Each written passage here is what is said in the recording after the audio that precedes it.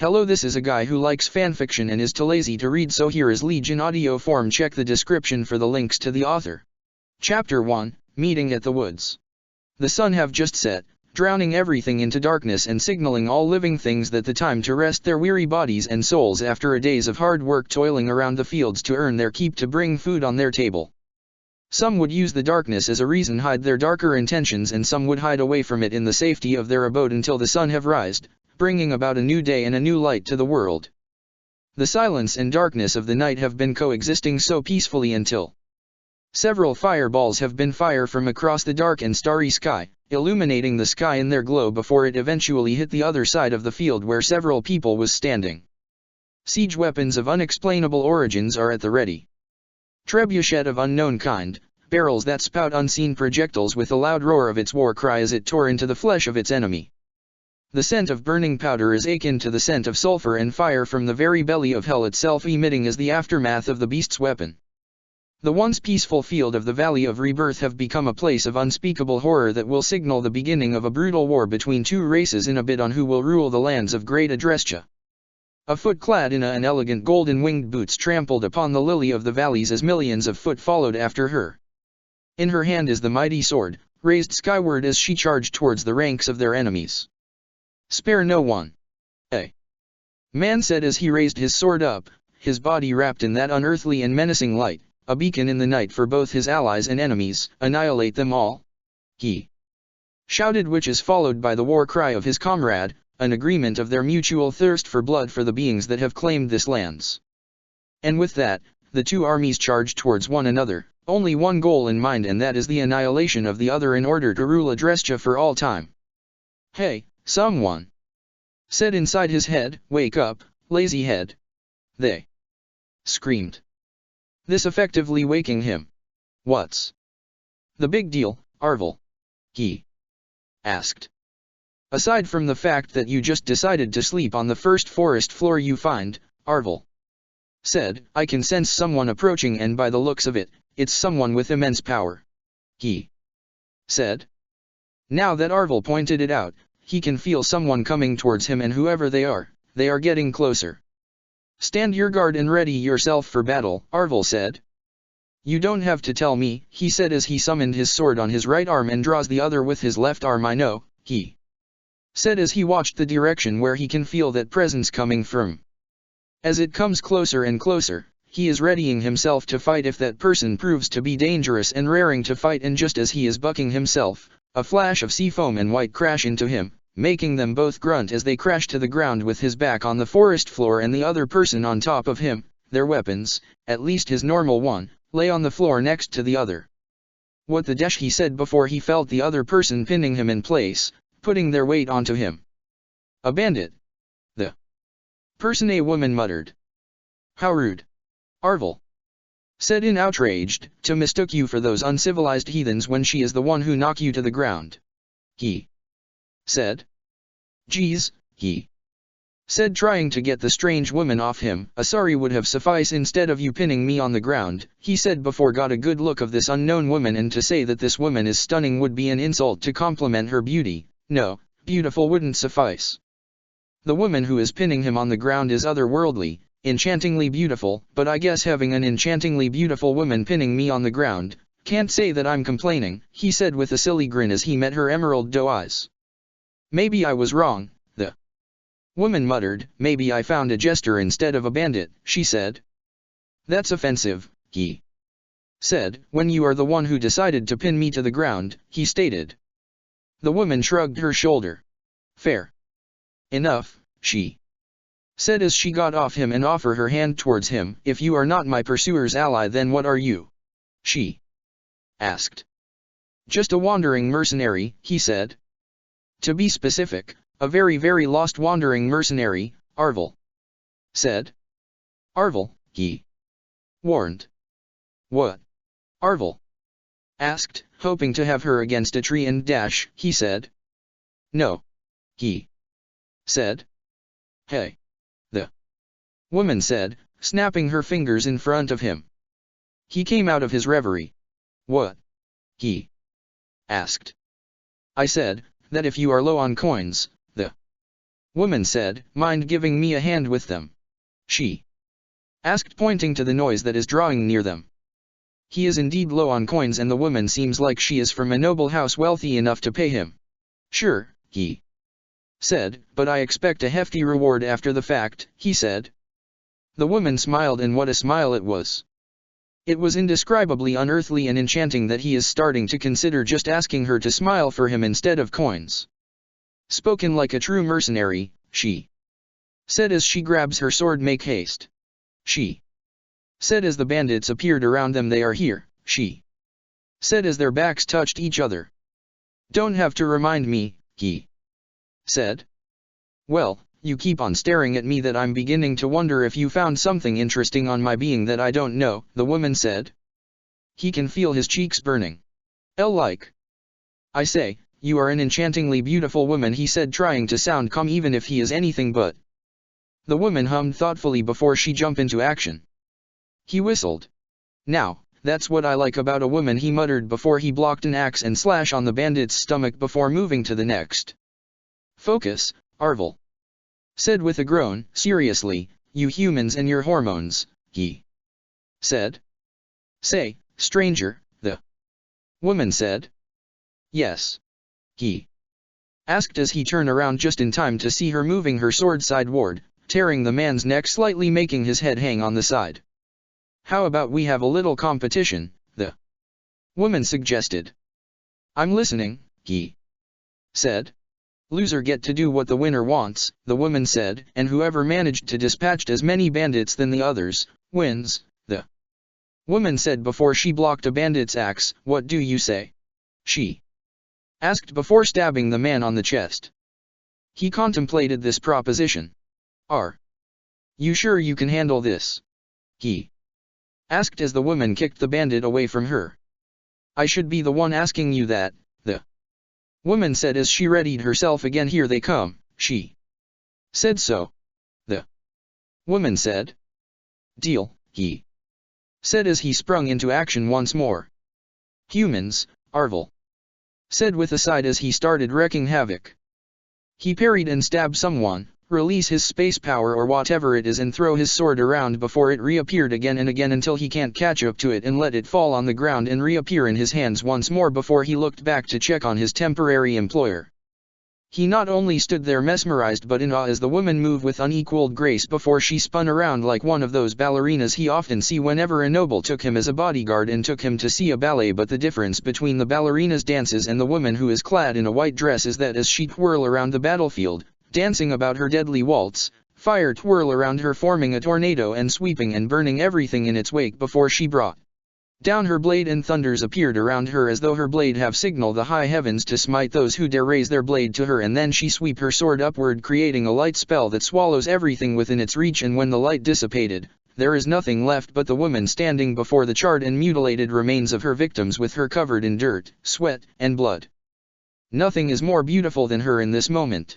Her white garments dyed with a tinge of blood from the bandits she killed, and messy, unlike those neat and proper ladies he met and frankly spent the night with. No, the woman in front of him is like the incarnation of Saint Ceres herself, beautiful, deadly, and graceful. Their camp is up ahead, the woman said. Come on, she said as she ran towards a thick cluster of trees, thick enough hide them but not too thick to obstruct their views. He followed her and crouched down beside her. So, what now? He asked as the woman looked around. I'm thinking, the woman said as her eyes landed on the tower archers. She muttered, can't go that way, she said as she averted her eyes away from the tower. And why? He asked, not seeing the problem.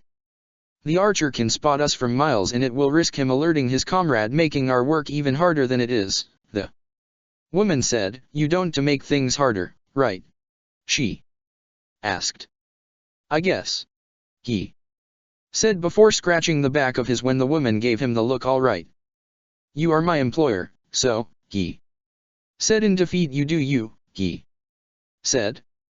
Thank you, the woman said. So, we do this quietly, she said. Well, is that such a fun thing to do? He mumbled sarcastically. Well, if you want to go crazy and make things even harder for us then it's your move, the woman said. Really? He asked excitedly. No. The woman said. Bummer, he said. Oh, found it, the woman said. What? He asked. A passage, the woman said. There, she said, pointing to a small but adequate gap between the decrepit walls of an abandoned camp. I think we can fit in there and we dwindle their number as much as we can, the woman said. Before we are detected? He asked. You know it, the woman said, so, are we clear? She asked. I'd rather go and just go wild, but you do you, I guess, he said. So, just throw the tactics stuff and just wreak stuff? The woman asked. Well, it's way more fun that way, he said. They took a moment just staring at each other in the eyes. Yeah, let's just do that, the woman said as she went straight to action. What happened to dwindling their numbers quietly? He asked as he heard the watcher sounding the alarm. I just found your suggestion fun, the woman said as she parried an arrow away. But you just shoot down that idea down. He exclaimed as he ducks from the oncoming arrows. Yesh. The woman said as she rammed her shoulder on the bandit, sending him flying away from her, less complaining and more stabbing. She ordered as she buried her blade on a bandit's neck before she'd whirl around, effectively taking her blade out the bandit's neck. Want to make this a competition again? She asked as she jammed the pommel of her sword through a woman's skull, hard enough that she actually broke the woman's skull and killing her after she is done convulsing on the ground with blood seeping out of her head. What is the catch? He asked as he decapitated two bandits. The loser gets to do what the winner says, the woman said. He smiled as he activated his power. Deal, he said. The woman nods. So, he asked as the woman took out her sword out of the bandit's body. Who are you exactly? He asked. I believe that we haven't have a proper introduction yet. All things considering, of course, he said. Is it really that necessary? The woman asked as she wiped the blood off her sword. Well, if I'm going to comply to whatever your requests are, then I might as well know you, he said. The woman simply laughed and he tried not to think how heavenly the sound is. Well, if you insist, she said before she was interrupted by the noise of several horses dashing to their direction. Oh, crap, the woman muttered. Reinforcement? He asked, readying himself to fight. Not at all, she said. Technically, she said. We have arrived. A man clad in white armor announced. Prepare yourself, foul bandits. He said. You're late, Aloise, the woman said. Help have arrived, your grace. Another knight said. Wait. Your grace? Wait, he said, turning to the green-haired woman. Yes. The woman asked, eyes lightening in amusement. You are, I mean, he said. Right, the woman said before she curtsied before him. My name is Byleth Eisner, the current Archbishop of the Church of Ceros, or more specifically, Archbishop of all Fodlan, she said. Nice to be your acquaintance, brave and honorable mercenary, she said. His mouth dropped to the floor at her introduction. Now, then, Byleth said, now that I have introduced myself to you, it's only common courtesy to introduce yourself to me, since I can't keep calling you brave and honorable mercenary forever now, do I? She said. All right, he said, stumbling on his words and on his feet to perform a bow. I'm Shay, a wandering mercenary, he said. All right, Byleth said. How about I ask for my prize now, she said. As I recall, you owe me too, Byleth said. All right, he said. Byleth simply smiled. Then, how about coming back to the monastery with me, she said, not really asking him for his permission, she is simply stating her request. Chapter 2, Garegmok Monastery. It was the year 1187, a year after the 5 long years of war resulting in the unification of Fodlan under King Dimitri of Faerghus. With the ascension of Dmitri as the king of United Fodlan brings about a great wind of change that swept across Fodlan. With Dmitri's rule upon the vast continent meant that he have to assign helpers from across the lands of former Adrestia and Leicester's territories as well as maintaining a peaceful front with the north. On the northernmost territories of Fodlan lays the new capital of Fodlan, Ferdiad. Whereas the northern front was being maintained by two of House Bladdid's loyalist, houses Frildorius and Gautier by promoting diplomacy rather than conflict. On the former alliance's territory, the lands was overseers by houses Gloucester, Goneril, and Edmund while collaborating in a peace treaty on behalf of the king with the Amirans and maintaining the peace and order of Leicester. Lastly, former Adrestian territories is overseers by House Aguirre as the king's eyes upon the Adrestia. There the Duke Aguirre is working with both House Bladdid and the Church to squash the remaining rebellion due to the loyalist of the late Emperor Edelgard from disturbing Fodlan's newly found peace. On the middle of it all, as though to act as the in-between of the continent lays Garag Mach Monastery, the beacon of hope during the war and now, a symbol of peace to all of Fodlan. He was awakened from his peaceful slumber by the knocking on his door.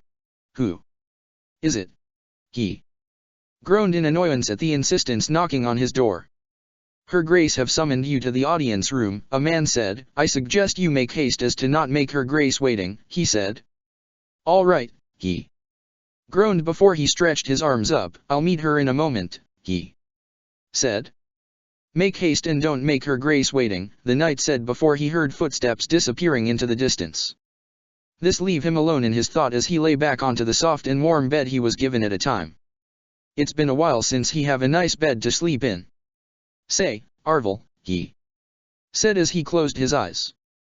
"What?" Arvel asked. "What do you think the Archbishop wants with me?" he asked. "Who knows, but whatever it is, I don't like it one bit. In fact, I don't like this whole monastery to begin with," Arvel said. "And why is that?" he asked. "There is something menacing about this monastery," Arvel said. "Maybe it's just your imagination?" he asked. "I'm fairly certain that it is not," Arvel said. "I implore of you to collect your reward and do the task the Archbishop is going to ask of you and leave this place as soon as you can," Arvel said. "All right, if it makes you uneasy then I'll hurry and do the task she is going to ask as fast as I can," he said before he sat up. "If you are uncomfortable staying here a moment later then, it just won't do," he said stretching up and throwing the blanket to the side. "I thank you," Arvel said. "No sweat," he said as he puts back his tunic and his boots. "The monastery is quite lovely and lively."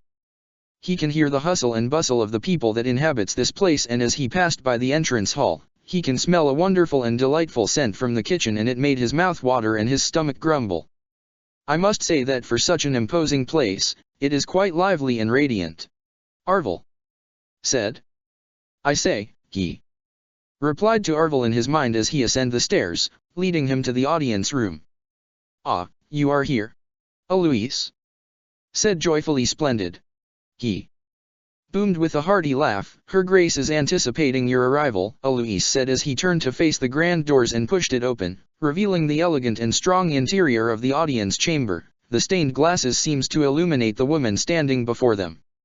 Her white, gold, and blue garments made her even more ethereal in the light of the early morning sun. The light that hit her seafoam hair seems to make her all the more divine and radiant. A woman that no man can ever dream to possess, let alone lay their mortal eyes upon, yet here he is looking at the mouthpiece of the goddess on earth.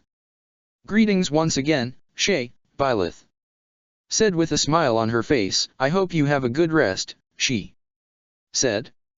"Indeed," he said. "It's been a while since I have a nice and warm bed to sleep in," he said. "Much appreciated, Your Grace," he said. Byleth let out a soft giggle at that. "It's been a while since someone spoke to me with such familiarity," she stated, amused. "And just as they should, Your Grace," a green-haired man said as he stood by Byleth's side. "And you must be the infamous mercenary that saved Her Grace's life," the man said sternly. "On behalf of all Garag Mach, I thank you from the bottom of my heart," he said. "It's no big deal," he said, unsure how to address the man. "I'm Seath, the Archbishop's right-hand man and her advisor," Seath said. "And he is quite a reliable man," Byleth said, if you ever need anything in getting by the monastery, just ask Seath and he will instruct you with such, she said proudly. Is that so dash, he said realizing the wording Byleth used, what do you mean? He asked. The Archbishop and I have discussed about appointing you as one of the Knight of Siros, Seath said. Wait, he said in shocked and confusion seriously. He asked. And this is why, Arvel said with a sigh. I wouldn't joke about proposing to such a thing, Byleth said. But, he said. You are strong and you seems to be trustworthy, Byleth said. We truly are in need of individuals such as yourself inside the knight's ranks, she said. He scratched his head at that. Do I have a choice to say no? He asked. Not at all, Byleth said. Remember you owe me one more prize and this is what I'm asking you to do, she said. Oh, why the hell did you agree on that competition? Fool. Imbecile. Arvel shouted inside his head. Don't need a reminder, geez, he said. Hey, I'm a mercenary, he said. I know, Byleth said raising an elegant eyebrow at his statement. I can do another task you are going to ask of me but I can't stay here in the monastery forever, he said. I assure that you will be paid well enough, Seath said. Is being a knight a better alternative than being a mercenary? He asked. Well, he said realizing that he is not going to win this argument. With a steady stream of income and a roof over your head, Seath said, I say that this is the better alternative, he said. They are really going to back you up in the corner, huh? Arvel said. No duh, he said. I assure you, Shay, Byleth said, you will have a better source of livelihood here, she said. Sure, you won't get to travel often and you are going to be pinned to one place unless needed be, but is there a much better thing than having a food on your table every night than none, or a roof over your head and a warm and nice bed to sleep on than sleeping out with the knowledge that some bandits might jump you in your sleep?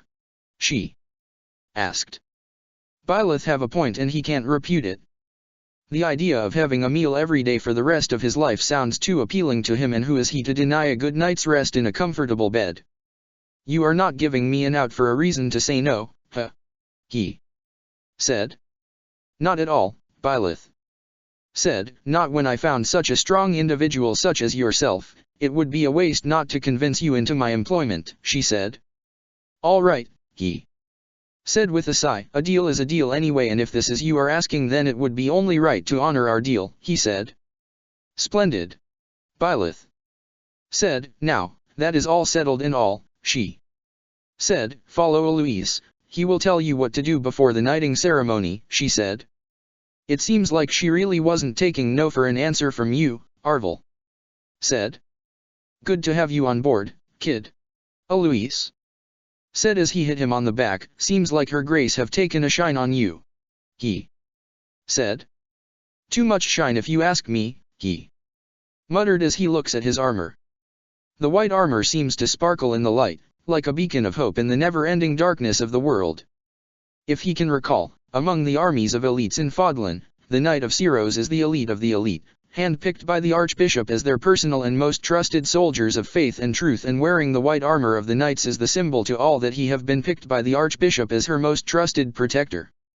The knights are also known as the knights in shining armor if you are wondering, Louise said. Really? He asked as he continued to examine the armor. The color reminds him of the pure white snow, freshly fallen from the early winter sky, beaconing the end of all life and the beginning of the cleansing of impurities during the last 3 seasons that have passed, just like the knights themselves, who is responsible to cleanse the world of all its impurities and chaos that have taken hold of the world in their absence. Sure we are. Louise said. You can even say we are a sparkling beacon in the dark. He said with a hearty laugh, only to be met by silence by him. Get it? Beacon and bacon, Louise said. He just stared at the older man in quiet astonishment. Louise, did anyone ever told you that? He started. Don't, Arvel said. Just don't, he said. There are things that are better left unsaid, Arvel said. What? Louise asked. That you look dashing in your armor, he said. I bet nobody can ever pull that look off like you do, he said. Alois gave out a hearty laugh. Thank you, kiddo. Alois said, but between you and me, I bet her grace will think that you pull the look better than I could ever have. He said. What are you dash, he said, stuttering at that. You better hurry and put that on now, kiddo, Alois said before he made a hasty retreat. That was unexpected, Arvel said. Alois is just messing around, he said as he started to put on the armor. The knighting ceremony is done in private, but it was nothing short of elegant and solemn, and as he pledged his allegiance to the woman before him, he can't help but feel that he meant every word he says to her. I, Byleth Eisner, Archbishop of the Church of Syros, knighted and welcome thee to the ranks of the Knight of Syros, Byleth said as she put the pointed end of her blade on his shoulder. May you be loyal to the service of doing good for the people and of protecting the law, peace, and order of the land as long as you shall live, she said as she finished with putting the sword on his right shoulder. Now, raise your head, great knight, Byleth said before he met her eyes, and he could have sworn that he must have been blinded by the radiance that seems to radiate from her. I welcome you as one of my knights from here on out, she announced, and he faced the congregation of knights before them, and this time as one of them and one of those who pledge their life to keep her safe from all the harm of this world. Taking in the scenery, I presume? Byleth asked as she found him looking at the crimson sky from the bridge leading to the cathedral. That's right, he said, feeling the nice cool air of Great Tree Moon. I can't believe that it's been a year since the war is over, he said. Done with the service? He asked. That's right, Byleth said, and I was wondering if you would like to accompany me for an evening tea, she said. I would gladly, your grace, he said, bowing slightly before he offered his arm to her. Please, Byleth said, grabbing his arm. Just Byleth, I assume that we are past any formalities between us now that we are acquainted with each other, she said. Well, if you counted teaming up together in a wood to slaughter some bandits, then, I guess we are well acquainted, he said. Byleth let out a laugh this time. That you are right, she said. Also, there is something I would like to discuss with you during tea time, she said. And what is that? He asked. Well, she said, I think it's best if we keep the discussion out of Sitha's ears, she said. At least for now, Byleth said. Oh, he have a bad feeling about this. Please, Byleth said, make yourself comfortable, she said as she left the area to make tea. The Archbishop's personal quarter is surprisingly simple but not lacking in elegance. However, he did expect something more lavish, just like what he kept hearing about how the Archbishop control all the wealth the church have gained throughout the centuries, or the rumors that the Archbishop's room is made of gold and bed only covered in fine silk and satin imported from Morphais or some country in the east. Let me guess, Byleth said as she entered the room carrying a tray of tea sets. You thought my room is more lavish and full of immeasurable treasure? She asked as she put down the tray on the table. Yes, he said. Did I disappoint you? Byleth asked. Quite frankly, he said as he watched Byleth prepare the tea. Very disappointed, he said. Byleth simply giggled. Well, sorry to disappoint you, she said. He chuckled at her answer. So, what is this thing we are going to talk about that it requires the Archbishop to invite me to her personal quarters and to serve me tea? He asked as Byleth looks at her pocket watch.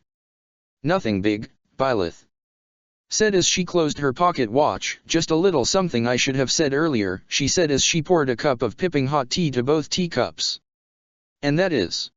He asked as Byleth put the cup in front of him. The scent of bergamot hit his senses, making him relax at the scent. Well, I want to appoint you as my personal bodyguard, Byleth said before she sat down across him. You? He asked in shocked.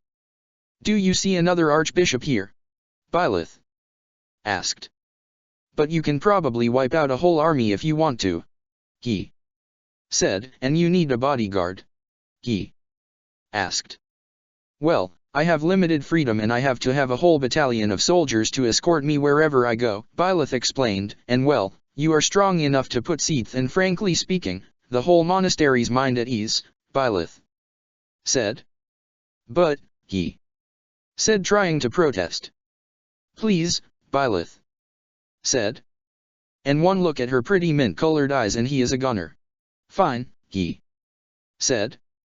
Splendid, Byleth said happily.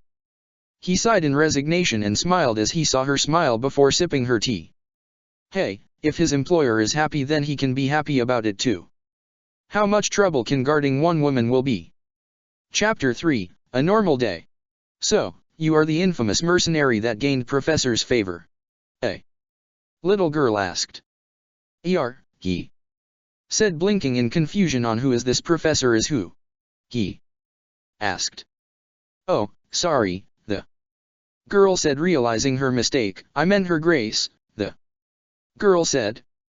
Wait, she used to teach here? He asked, imagining Byleth teaching some noble brats and well, kicking their asses to the ground during training. She is a great professor, the girl said. I bet she is, he said as he went and grabbed the logs the lunch lady asked him to gather and chop. Well, I better head back to the lunch lady otherwise, he said as he hauled a bundle over his shoulder. She will cook me alive, he said. See you later, he said. Flane, the girl said. Nice to meet you, Shay, Flane said. The pleasure is mine, he said. Well, better get going since I have two ladies waiting for me, he said. Sure, Flane said, waving him goodbye. Hard at work, I see. Alois said as he entered the training grounds.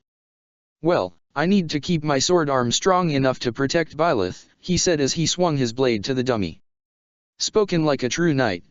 Alois said as he hit his back. How about sparring with me for a while, kiddo?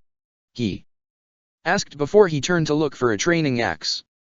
It would be my pleasure, Alois, he said with a smile. He found himself enjoying Alois' company despite his lame-as-can-be jokes. Thank you, laddie, Alois said as he took his place in the middle with him and guard. He said. He stayed his ground as Alois come charging towards him and readied himself to intercept the attack. He jumped out a good meters of Alois' attack before he slid in with a stab of his own in which Alois managed hit downward before he felt his elbows slamming down his back, making him fall down on his stomach upon impact. Again, lad, Alois said. Isn't that a bit too harsh, Alois? He asked as he coughed and tried to recover from that blow. Nothing is too harsh if it involves the Archbishop, Alois announced, and I know everyone will agree to that sentiment, he said as he gets into form once more, lad. He said. He smiled as he readied himself. Sure, he said as Alois charges towards him again. He parried Alois' attack and shoved it aside before he slashed him on the chest, and he would have hit him if Alois isn't fast enough to recover and blocked the attack.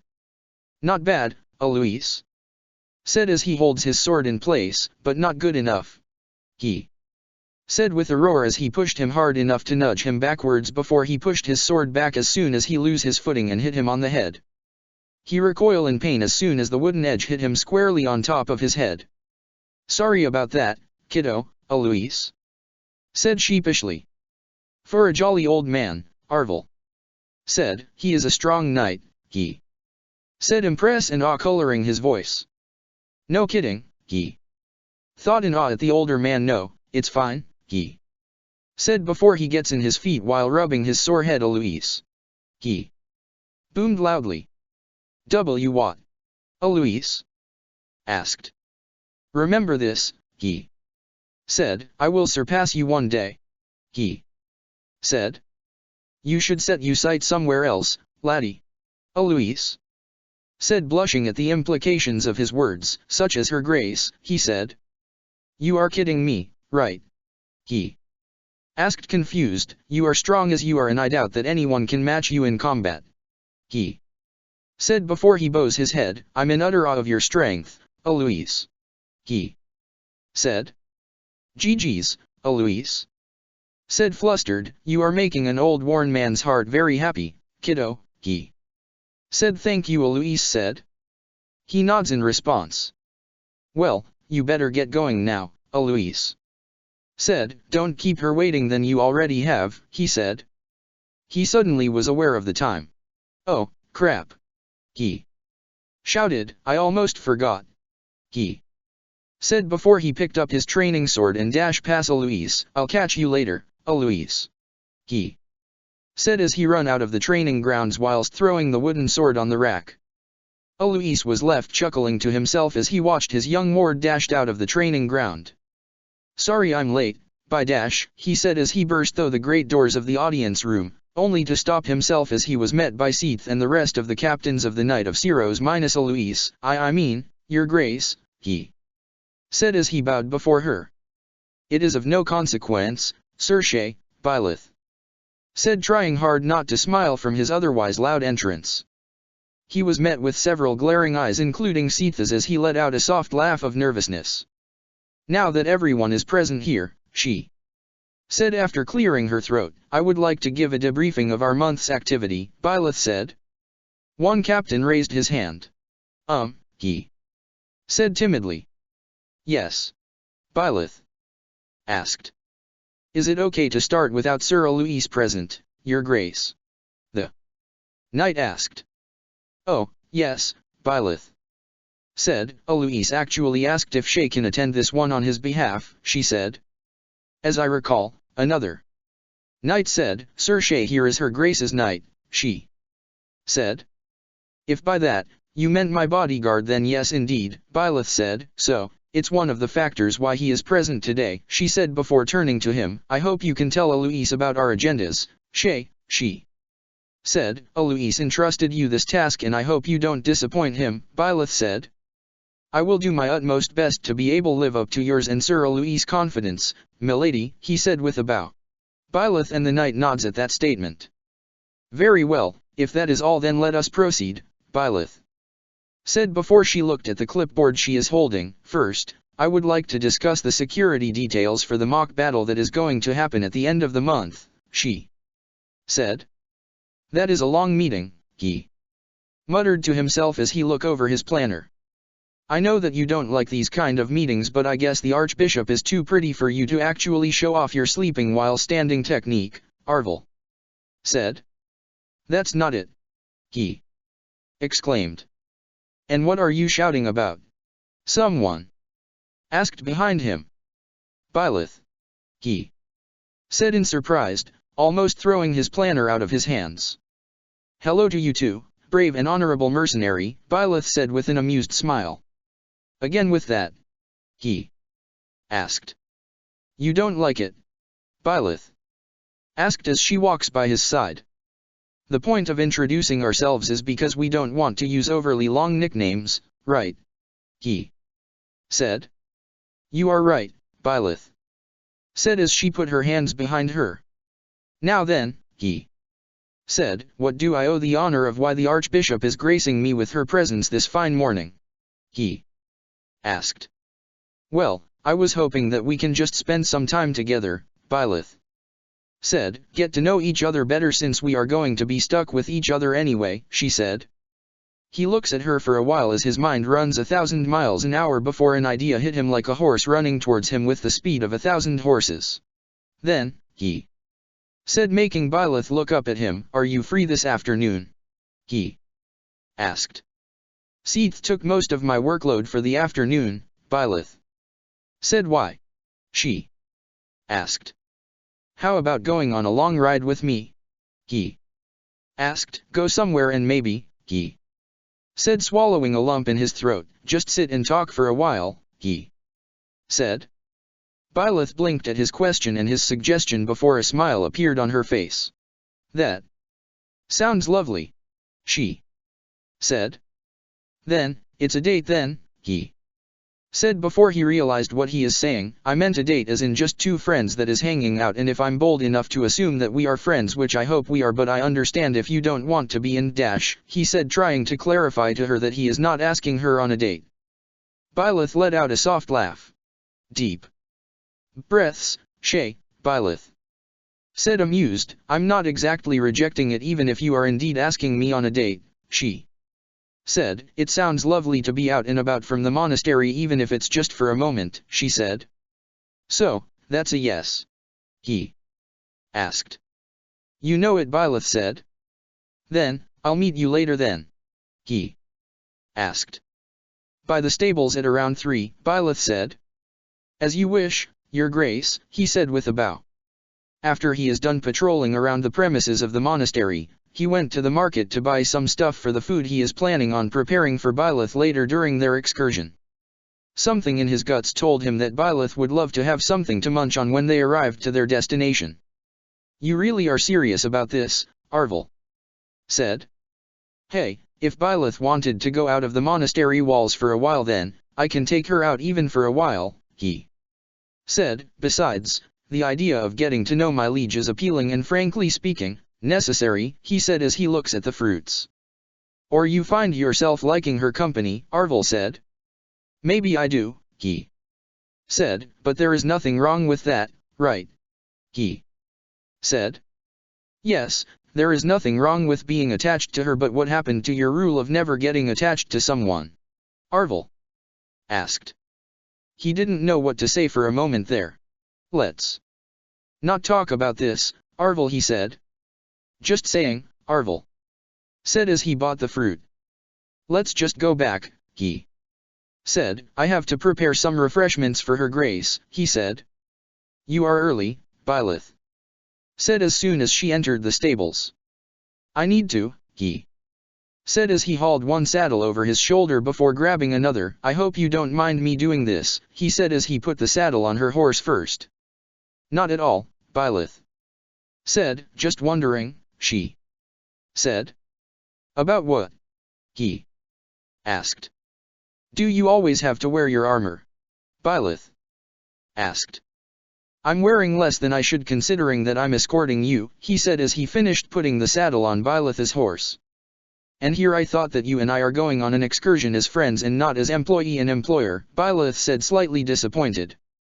Well, I don't want Seath to skewer me if I ever put you in danger, he said, or have Eloise hunting me to the ends of the earth because you have a single scratch on you on my watch, he said.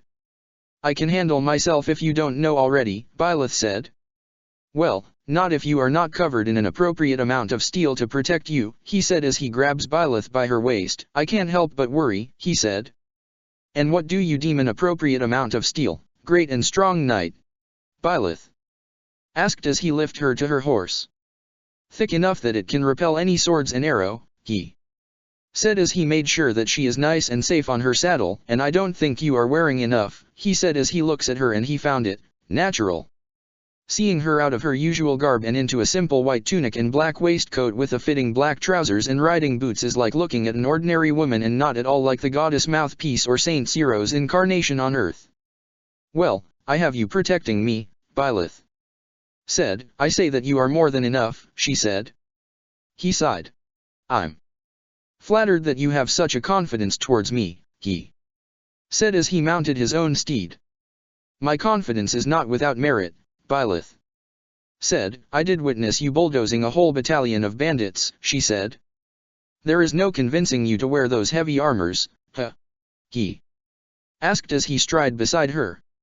Not in a million years, Byleth said as the great gates of the monastery begun to open. So, you better do a good job guarding me, Sir Great and Strong Knight, Byleth said as she tugged at the reins of her steed as soon as the gates are fully open. I guess I will, he said tugging at his reins to follow suit. So, why did you bring me here? Byleth asked as she admired the view of the fields ahead of her. Colorful Fiona's seems like a carpet of multicolored jewels in the light of the afternoon sun, as though to decorate the emerald carpet before her with endless amount of precious stones. He sat down beside her. Nothing other than what I say, he said stretching his arms up. Besides, I thought you would like the view here, he said as looks at the scenery before him. Oh. Byleth muttered. You just seem like the type to enjoy the simple pleasures in life, he said. Is that so? Byleth asked. Yeah, he said, but if you want me to take you elsewhere next time then just say so, he said. We can do this again. Byleth asked. If you want to, he said as he lay down. Just say the word and I'll take you out of the monastery again, he said. Byleth didn't say a thing for a moment. Since we are here, she said, would you tell me a little about yourself? Byleth asked. What's there to tell that you don't know? He asked. Maybe a more personal ones. Byleth asked. He didn't say anything. I'll tell you someday, he said as he closed his eyes and let the cool air lull him into a peaceful bliss. Even if there is a tinge of discomfort between them, the air between them is still a comfortable one, and as the wind blows gently between them, he can't help but think that doing this with her once in a while is not that bad. I hope we can spend time like this again soon, he muttered softly. Byleth let out a small smile, a shame that he didn't see it. Chapter 4, The Prologue to Trouble. A lone figure walks through the dense forest leading to the holy grounds of Gareg Mach Monastery. As though his every step summons the very cloak of night itself, the forest was swallowed by a thick density of fog as dark as a raven feather. The man tipped his headwear up to catch a glimpse of the elegant but strong infrastructure before him. Its spire seems imposing in the light of the moon, casting a shadow on every sinners that dare pass by the grounds it's standing on. Its light and cold walls housed the faithful in its loving embrace. Safe and warm and away from the danger and impurities of this world. It seems like this is a great place to start, eh? Man said, admiring the holy monastery that is the symbol of peace and unity throughout Fodlan, to wreak havoc to this world. The man said as the darkness took him into their embrace, and then, I will once again be with you, the man said, my love, he said as he opened his eyes, effectively becoming a red beacon in the midst of that oppressive darkness. I see that everyone is getting their training in, he muttered as he watched the students of the three houses. What is with this mock battle that have these children fired up? Arvel asked. I heard that it's for the professors to evaluate the abilities of their students, he said. Is that right, Arvel said as they both watched the students train. And what does the great and esteemed knight's opinion in regards of their form and skill?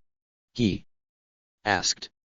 I've seen better, he stated as he internally cringed at the way one student held their sword, but it's not the worst, he muttered. What's not the worst? Byleth asked as she taps him on his shoulder. Good morning, Byleth, he said as Byleth stood beside him. Good morning to you too, Byleth said. Any comments from our great and strong knight in regards of our students' combat skills? She asked. There is more room for improvements, he said. Then, care to show them how it's done?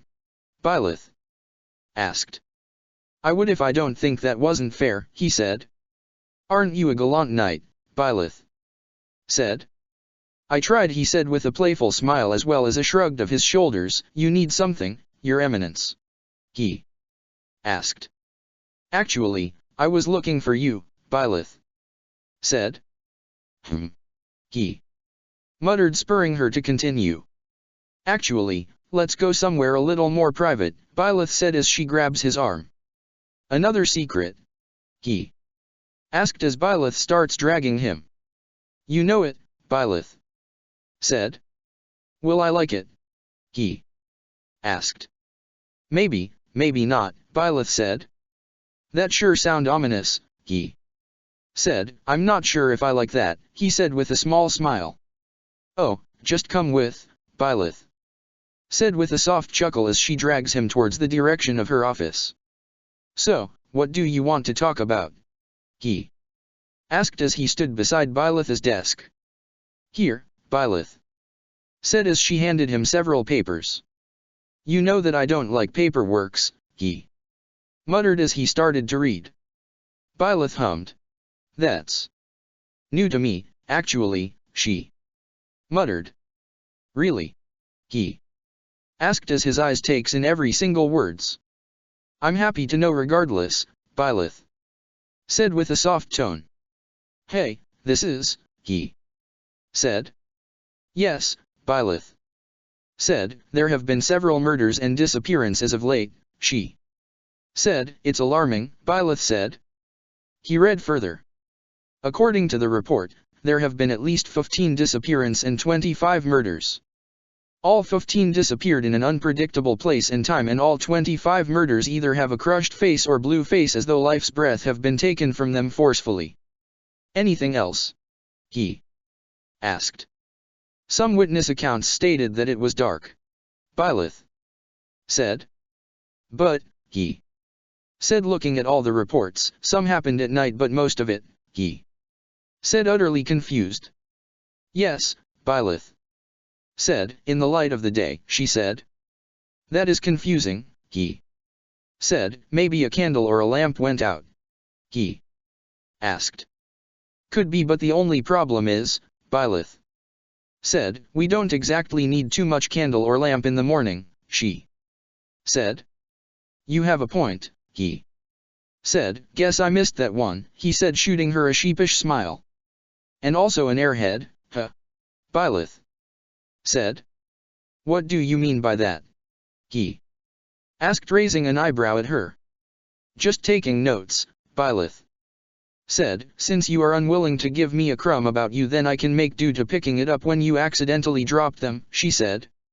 You already have all the necessary information about me, he said, still looking at the papers. What more do you want from me? He asked. More than I already know, Byleth said. Aren't you acting in an inappropriate manner, Your Grace? He asked. Not as much as you expected for me to act as, Byleth said, before clearing her throat. A proper lady, she said, with an exaggerated and obnoxious noblewoman's voice and gesture. He laughs at that. Well, as long as Seath won't have our skins for that, he said. As long as you don't tattle on me, Byleth said. So, what do you want to do? He asked. Investigate and, well, get rid of the problem, Byleth said, as she looked at the papers from the side of his shoulder. As soon as possible if doable, she said.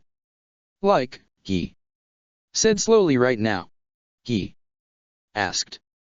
Well, I need this thread out of sight and out of mind before the mock battle, Byleth said. He blinked at her. As you wish, he said. Are you sure that we are investigating? He asked, as he watched Byleth looking at the fruit stand. We are, Byleth said lazily. Then, why do I have a feeling that you are only using that as an excuse to drag me out of the monastery? He asked. As much as he likes taking Byleth out every now and then, he is also a very busy man since the day he joined the Knights, and he sometimes forgot that he is supposed to be by Byleth's side at all times. Part of it, Byleth admitted. Come on, Byleth, he said, a little annoyed by her. I'm busy and he said. It's exactly because you are always working that I have to resort to look for a mission for us to be able to come out of the monastery, Byleth said. What little annoyance disappeared as soon as she admitted that. Sorry about that, he said, but everyone needed a hand on something, and it's only right to lend mine when the others have their hands full, he said. Besides, some of the knights have families to go home to, he said softly. And why is that your problem? She asked. You haven't been resting well lately as well, Byleth stated. Since I don't have someone to go home to, then why should I stop them from going home to their loved ones when I can always lift some of their duties, he said. So, the exhaustion is worth it, he said before he managed to stiffly yawn. Didn't know that you are paying close attention, he said. He have been hiding this from her, and he thought he is doing a good job hiding it. Byleth have her back to him the whole time they are talking thus. The soft smile on her face was not visible to him. I'm just observant, she muttered, as they passed by a particular crowd of people. Arvel, he called out in his mind. Please, tell me that you and her grace are done flirting, Arvel groaned. What? He asked, taken aback. We are not flirting, he said. Either way, it's good that you get to pay attention to other things again, Arvel said, ignoring his retort. So, you noticed too? He asked. That's right, Arvel said. There is something wrong, he said. Those people are like void, he said. Yes, as though they never existed in the first place, Arvel said. More like they are being replaced by something, he said. What do you mean? Arvel asked. A changeling of sort, he said. Those disappearance and this somehow have a connection to one another, but I don't know what is it, he said as another dud passed them by. Hey, Byleth, he called out. I was hoping that you'll speak up soon, Byleth said. You noticed too, huh? She said. Yeah, he said with a nod as he passed another dud, though it took me a while to notice, he said. Those people are, Byleth said. Are they already dead? She asked. What do you mean? He asked. Well, some of them feels more like a filler for something, Byleth said, and some are more like, she said. Changeling? He asked. Yes, Byleth said. When did the report last got updated?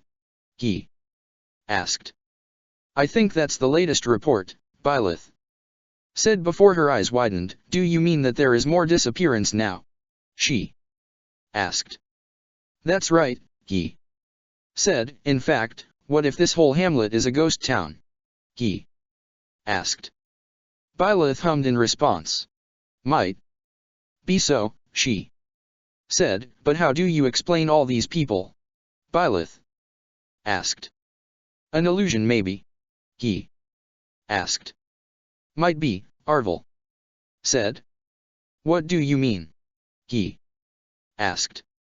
Think about it, Arvel said. The reason this case managed to stay hidden is because someone or something is using an illusionary spell to create an illusion of an unassuming and peaceful hamlet when in truth this hamlet is nothing but a ghost town, Arvel said. A possible case, but why would the caster need to create this type of illusion under the church's nose and how? He asked. Maybe we can investigate further, Arvel said. So? Byleth asked. Through spell, he said. The only spell that I know that can cast such a thing are black magic, Byleth said. An agar then, she said. What? He asked. Oh, the people that we are hunting down, Byleth said. For what? He asked. For treasons, Byleth said. Disturbing the peace of Fodlan, various unethical and inhumane experiments, murders, conspiracy, and a threat to the very existence of the people of Fodlan, she said. He whistled at that. That is a laundry list of offenses, he said. I know, Byleth said as she started to look around, and if it's true that this is an illusionary spell, then all the more this person is a threat to us, she said. Really? He asked. That's right, Byleth said. If that caster can put an illusion to hide away their deeds like this, then they are bound to be disposed of immediately, she said. I agree, he said. Byleth is about to say something when the sky suddenly turned dark. I'm pretty sure that we are still in the middle of an afternoon, but I can be wrong, he said. Oh, I thought it's only me who think that it's already nighttime, Byleth said as she draws her sword while a divine aura engulfed her, shining in the darkness of void as though the goddess have summoned her divine light to illuminate in this oppressive darkness and serving as a guide to anyone that is lost within the darkness of the night and into the light of day. How beautiful, he thought, as that is the only thing that crossed his mind as he saw Byleth being engulfed in that divine aura, making her even more like the goddess herself rather than Saint Cyro's reincarnation. Are you sure that you are supposed to be gawking at your employer? Arvel asked. The Archbishop is beautiful, that I admit, but focus, damn it, he screamed. He turned a little red when he realized that he is indeed gawking at Byleth and shakes his head to focus. Right, he said to Arvel as he summoned his sword. I can't be distracted, he said as he draws his other sword. A man clad in an elegant and expensive-looking garbs appeared before them. Greetings, Your Grace, the man said, tipping the headwear he is wearing. The rumors certainly does you no justice. You are more beautiful than what the words of mouth says, he said. Byleth merely raised an eyebrow. Looks like you are not the only one who thought that she is a beautiful woman, Arvel said. Anyone with eyes can agree that Byleth is beautiful, Arvel, he corrected. Dear me, the man said, I forgot to introduce myself to such a woman, he said as took off his headwear, revealing his empty eyes that seems like a void and his hair as dark as the void that is covering them. My name is Erebos, he who he said. He who engulfed all in darkness, Byleth said. Hoh.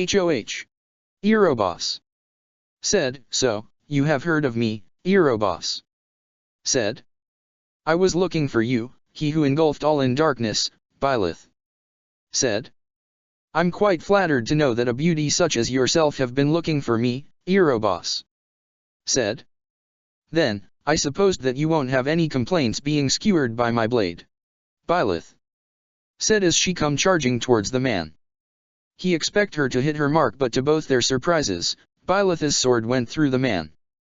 My, I didn't expect the Archbishop is a hot-blooded warrior, Erebos said, but I expect no less from a descendant of those beasts, he said. All are so inelegant, Erebos said as he appeared in front of Byleth. His hands are now transformed into one big blade. Black smoke seems to emanate around it, but that just works in my favor just fine, he said, still eerily calm and soft-spoken.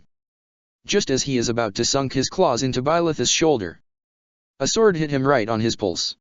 Erebos recoil in pain as dark mist seeps out of him and lie you of a blood. Rude of you to actually ignore me, he said as his sword materialized in his right hand. Why you, Erebos said looking at him. You better think twice before you attack her, he said as he warped himself behind the man with his sword ready to end the man's life. No. Byleth shouted as she fired a light magic towards them. The spell whizzed past his ear, momentarily freezing him in his place before a large explosion goes off behind him and the Erebos in front of him disappeared. What the? He muttered to himself when Erebos disappeared in a flurry of black mist. I didn't expect for her grace to see through my tricks, Erebos said as he twirled his weird-shaped headwear, but I guess I underestimated you, your grace, he said as he puts his headwear back. Byleth raised her sword at the ready, anticipating what is to come next, and he warped himself on her back, watching if there is someone that will attack Byleth from behind. I have your back, your grace, he said, readying both his swords. Thank you, Byleth said, not once taking her eyes off Erebos. As much as I like to stay and kill you right now, Erebos said, but I shall have my leave now, your grace, he said as the darkness begun to dissipate and Erebos started to fade alongside it. Until then, keep your life to yourself, for I'm the one who will take your life, Erebos said, disappearing, and the light returned to their skies once more. That's weird, Byleth said as the divine aura dissipated and she sheathed her sword. What do you mean? He asked as he let go of his sword and sheathed his normal one. He doesn't look weakened or even injured, Byleth said, yet he didn't stay long enough to fight us, she said. It's just weird from a warrior's perspective, Byleth said. Maybe Erebos is retreating because he doesn't want to use whatever he hid here yet, Arvel said. That's what I thought too, he said. Shay. Byleth called out, is everything all right? She asked, reaching out for him. He took a step back. Yes, just thinking, he said. And? Byleth asked, getting closer to him. Erebos is trying to preserve whatever he hid here, he said as Byleth grabs his arm. For what? Byleth asked as they stride through town. That is another mystery, he said. Chapter 5, The Approaching Chaos. He swung his sword towards the dummy, hitting it on the chest before he delivered a roundhouse kick on its cheek, effectively crushing the mannequin's jaw into pieces. He went back to a more relaxed position and sheathed the training sword in his hand. Didn't know you are stronger than I initially thought, Byleth said. You really should stop doing that, he said with a slight smile. Byleth let out a soft laugh at that before she left her place. Not that I'm complaining that a pretty lady such as yourself come and watch me train, he said as Byleth handed him a towel. I didn't expect a compliment when I decided to visit a certain night, but I can't say that I'm complaining either, she said, training again.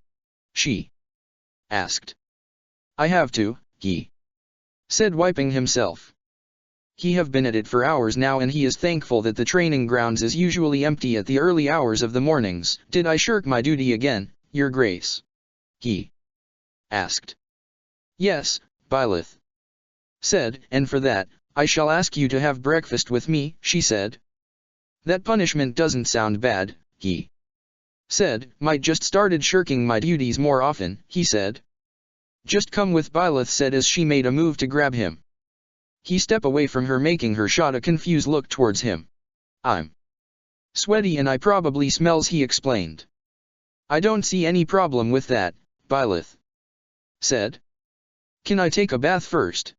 He asked, feeling a bit bashful towards her. He usually doesn't care if he is sweaty or filthy when accompanying a lady when he knows that he needed a job to do, but with Byleth, he found himself growing conscious about his looks and his hygiene. Want me to join you? Byleth asked. What? He exclaimed, feeling his cheeks getting heated.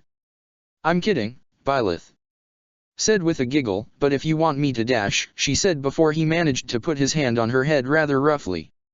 Thank you for the offer, Your Grace, he said, rubbing her head a little roughly, musing her silky seafoam locks, but I can handle myself in the bath, he said. I'm the master of baths after all, he announced, puffing his chest proudly before he heard Byleth laugh. I mean, he said, blushing and feeling stupid all of a sudden, making Byleth laugh harder at his response. I'll take my leave now, he said, redder than a newly boiled lobster. Good luck in there, Sir Bathmaster, Byleth said, trying to contain her laugh. Oh, shut it, he said, and this time Byleth laughed louder. Meanwhile, in one of the hidden corner of the training ground, a pair of green eyes and purple eyes watched in secret as their archbishop and her knight conversed with each other and internally recoiled from too much embarrassment. Say, Flane, the woman with the short black hair said monotonously, trying not to blush at the interaction between them. The green-haired girl hummed in amusement and in response of the woman next to her. Wanna bet? The woman asked. Yes, Flane said. You are late, Byleth said as soon as he came inside the dining hall. Oh, great master of baths, she said with a little giggle. You are not going to let that go, huh? He said, scratching his slightly dry hair. Not for a while, no, Byleth said as she scooted a little to give him a little space to sit down beside her. I hope it will come sooner, he said, turning a little red. Not when you are turning red in a cute manner like that, it won't, Byleth said with a giggle. You just love to have something to make fun of, he said with a groan as he buried his face in his arms. Why the hell did I say that? He muttered. He didn't see the smiling face Byleth made this time, and if he did, he would have a heart attack then and there, but Arvel saw and he is internally cringing and screaming. I don't think she is making fun of you though, Arvel said with a groan. Oh, she is, he thought, taking a peek at the beautiful smile on her face while listening to lovely melodies of her giggles. Well, it's worth it anyway, he said. He knows that Arvel is rolling his eyes, and he knows that he is saying that he is an idiot for being too smitten with his employer. Say, Byleth, he said as he sit upright. Yes, Byleth asked. Tell me more about the Agar dance, he said. What do you want to know? Byleth asked. Just the basics, he said. Byleth seems to be thinking before she nods to herself. All right, she said as she stood up. He said. Where are you going? He asked. Well, how about we take this discussion over tea, Byleth said. That way, no one will steal you away from me when I just managed to have you to myself, she said as she grabs his arms to yank him out of his seat as quick as physically possible. I do need to report to Seath and Eloise, he said as the young archbishop drags him out of the dining hall.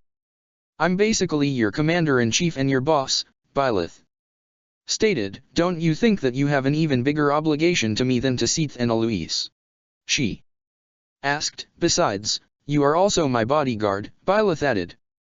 Got you there, Sir Great Knight, Arvel said. Not you too. He thought. Stop dragging your feet and hurry up, Byleth said. I'm not. He retorted. You did too, Byleth said, still dragging him towards the stairs leading to the upper level of the monastery. I'm sure that I'm not, he said. And how can you be so sure? Byleth asked. My feet, he stated. Byleth stopped dragging him for a moment to look at him. Good point, she said. So, you won't drag me up to your room? He asked, catching several eyes of the bystanding monks and nuns. No, Byleth said, and with that there is a collective sigh of relief. Really? He asked. Where are we going to do it this time? He asked, unaware that the monks and nuns just have a collective moment of choking on air by the phrasing of his words. On the veranda, Byleth said blankly, just as unaware that she just simultaneously made her monks and nuns have a heart attack by her reply. Phrasing and context. Arvel shouted in panic inside his head. Phrasing and context, damn it. Arvel said. And he isn't sure why his partner is screaming about context and phrasing, but he sure is loud. Shay. Byleth called out to him when she noticed him spacing out again. Nothing, he said, trying to ignore the way Arvel keeps screeching inside his head. Did you notice anyone looking at us a little too weirdly earlier? He asked as Byleth prepared their tea, and by the smell of it, it's albinine berry blend, one of his favorite teas. Really? Byleth asked as she looks at her pocket watch. I didn't notice, she said. Maybe it's only my imagination, he thought. Idiot, Arvel said with a sigh. Anyways, Byleth said, putting a piping hot tea in front of him, and he can't help but smile as he smelled the scent he came to associate with home. About what you are asking me, Byleth said. About the Agarthans? He asked. Yes, about those Slitherers, Byleth said. We still knows little about them, but from I can gather from old documents about Fodlan, or rather Great Adrestia, Agarthans are the original denizens of this land, she said as she sat down across him. And when Suthies arrived from the stars, the Agarthans welcomed her warmly at first, as she showed miracles after miracles, making the once barren and poor lands of Great Adrestia rich and abundant from natural richess, Byleth said, until they decided to turn their blades towards Nabatea, the race they share Great Adrestia with, Byleth said. That's one of the two founding civilization of Fodlan, right? He asked. Someone did their research, Byleth said with a nod. That is correct, she said. Nabatea is the civilization that came with Suthies, and Agartha is the civilization that came with those Slitherers, she said. But why would they wage a war with Nabatea when they can just coexist with each other? He asked. To be blunt, Agartha's motivation is due to the fact that they got greedy, Byleth said. How so? He asked. Agartha keeps on exhausting the once fertile lands of Adrestia, the ones that Suthies cultivated herself, and they kept using the knowledge she have shared with them to advance their own civilization, Byleth said. Spells for chaos was formed, mass weapon for destruction was developed, and techniques for a prolonged suffering was invented, Byleth said. But why would they do that? He asked. Agartha believed that in order for the world to advance, chaos is necessary, Byleth said. In order to have a mistake to learn from, one would need to create one in order to have one to learn from, and chaos meant progress for them, she stated. Chaos, destruction, he muttered. Yes, those are the philosophies they believed in, Byleth said, in contrast with Suthies' beliefs that peace is more than enough to progress a civilization, because peace times meant more time to focus on developing education, agricultural, and cultural richess rather than obtaining those from wars, Byleth said. He took a sip with his tea. He guessed Suthies' method is a plausible method in advancing a civilization from a pacifist's outlook, but on a more radical outlook, Agartha's method is the most plausible method to advance one's civilization. After all, he can understand Agartha's philosophy of chaos for advancement, but the needless killings felt unnecessary. Why create chaos when you don't even need one to maintain peace and to be able to develop new technologies, philosophies, and knowledge for the incoming generations? And then, the war that becomes the opening of the 3,000 Years' War begun, Byleth said. And that's the War of the Lilies, he said. Yes, that war was fought by Suthes and her 11 centaurs against Agartha, Byleth said. That war ended when Suthes managed to wipe out the whole army of Agartha, making them retreat to Shamhala, Agartha's capital city, and made the remaining Agarthans to take refuge underground during the 100 days purge in Agartha, Byleth said. That followed after the 3,000 Years' War, right? He asked. Yes, a purge that was led by Suthes before she went into a deep slumber, killing every remaining Agarthans that was able to survive the attack they commenced in proxy with the clash at the Valley of Rebirth, Byleth said. And after that war, is the War of Heroes, right? He asked.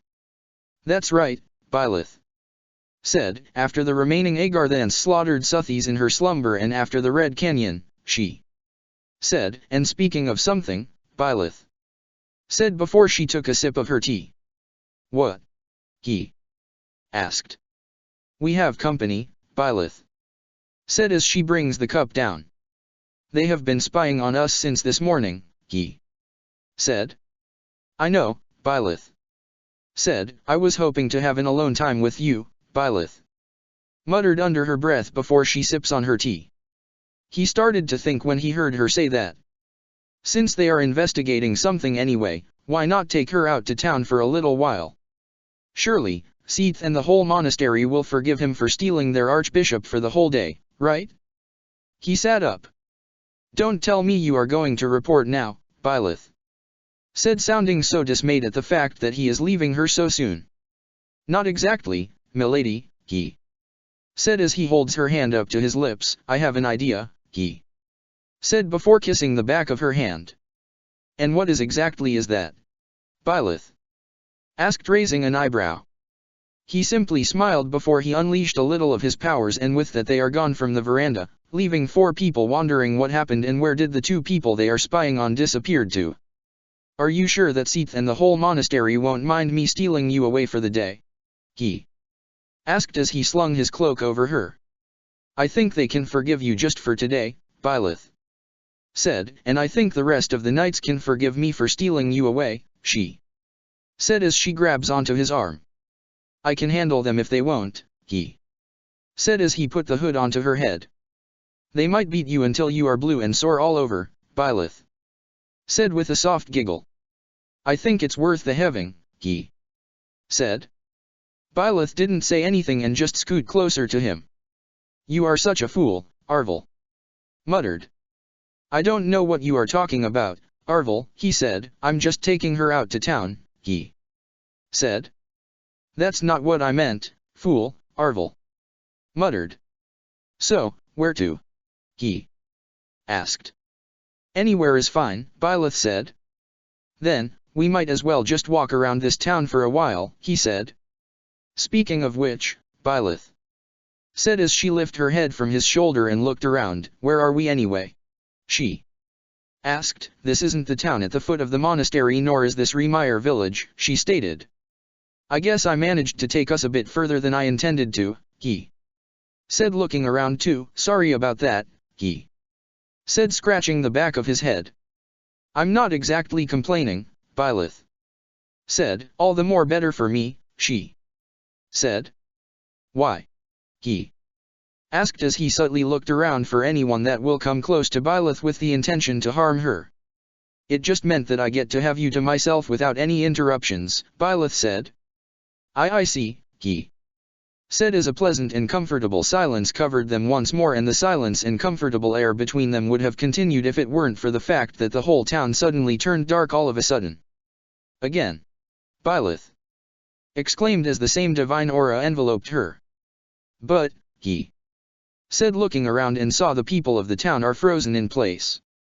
No need to worry, Byleth said. The spell that he who engulfed all in darkness uses is a type of distortion spell, she said as she draws her sword. The people are safe, Byleth said. Here he comes, she said as dark mist started to appear on the spot before them, forming the shape of a man. Greetings, Your Grace, Erebus said. I didn't expect to run into you when I was just looking for another town to eradicate, he said with that same calm and polite tone of his. Eradicate?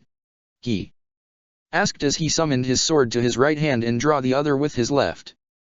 It is merely my way of saying devouring, Erebus said with a grin. Such an uncouth term is not quite suited for someone like me, he said. One of the great lords of glorious Agartha, Erebus said proudly. What does he mean by devouring? Arvel asked. Devouring? Byleth asked. Oh, dear me, Erebus said with a chuckle. It seems like I say more than I intend to, he said as Erebus' dark eyes landed on him. The intimidating aura and the murderous intent those dark voids of Erebus seems to make him want to run as far away as possible from this oppressive and malicious darkness. Are you sure that you are suitable guardian of the most powerful and influential woman in all of Adrestia, young man? Erebus asked. Not when one man can make you want to turn tail and abandon her at my mercy, he said with a malicious grin. He immediately snapped in attention as soon as he heard Erebus' condescending voice. It can't be helped, he thought as he steeled himself for a fight. Erebus is unlike any foe I've ever faced, but, he thought as he met the dark voids that Erebus called eyes. I have to protect her at all cost, he thought as he readied himself. But, Erebus said, I might as well cut you down here and now, young man, he said as he disappeared from their sight and appeared behind him, and kill the archbishop right after. Erebus said with his malicious clawed hand raised, ready to tear upon his flesh. He barely managed to respond to him and blocked his dark claws with both his sword. Heavy. He thought as Erebus keeps pushing him down with him trying to keep himself up. As Erebus keeps pushing him down, a flash of light magic hit Erebus and it would have created a chance for him to push the bastard away from him, but to both his and Byleth's horror and shock, as the smoke dissipated, Erebus appeared to be unharmed, protected by a barrier of sort. How do you like it? Erebus asked as he keeps pushing him down. The ring of Andovri, a ring that repels all magic in the world, he said as he showed a silver and gold ring on his ring finger, embedded with several gemstones that glints in the darkness of this eternal abyss. But it doesn't mean that it will protect you to any physical attack. Byleth said immediately as she appeared from above, blade raised upward and ready to strike. Erebus smiled smugly before he disappeared in a flurry of black smoke. He saw Byleth's eyes widening before she managed to stop her attack and crash into him. Byleth, he said as he sat up to check her for any signs of injury. I'm fine, Byleth said before she pushed him on his back and lay her head low as a stream of dark mist passed them by. That guy is quite problematic, Byleth muttered as the black mist dissipated. Look out, he said as he throws his sword towards Erebus, who is preparing to impale both of them with his arm now in the shape of a spear. As soon as his sword made impact with Erebus, the man dissipated. Another dummy, he muttered. Seems like it. Byleth said as he rolled, resulting in Byleth being underneath him before he embraced her, trying to shield her as best as he can from the debris that came their way in the resulting impact of a spell. You okay? He asked as he lifted his head from her and looked at his employer. I'm, Byleth said before she pushed him gently away from her, but, she said as the sky slowly came back to normal. He got away again, Byleth said. For a coward, he does talk big, he muttered as he stood up and offered his hands for her. He is, but I have a feeling that he isn't fighting us in his full capacity, Byleth said as she holds his hand and he pull her to his feet, but more than that, she said as she muttered a short incantation before nodding to herself. It seems like that nobody was harmed during all that commotion, Byleth said. I'm more concerned about all this devouring nonsense Erebus told us, he said. I'm too, but I don't have any idea what he meant by that, Byleth said. At any rate, we better do something about that man before more towns gets caught up in this, she said. Agreed, he said as they both navigate through town. We better notify Seath and the other knights about this, he said. No. Byleth said. And why is that? He asked. This is a big threat coming our way and you want to withhold whatever resources we have. He said. This battle with the Agarthans is a secret, Byleth said. Only a selected few knows the war we are waging with Agartha or what remained of Agartha, she said. We are on our own, huh? He muttered under his breath. Basically, yes, Byleth said. Check the description for the links to the author.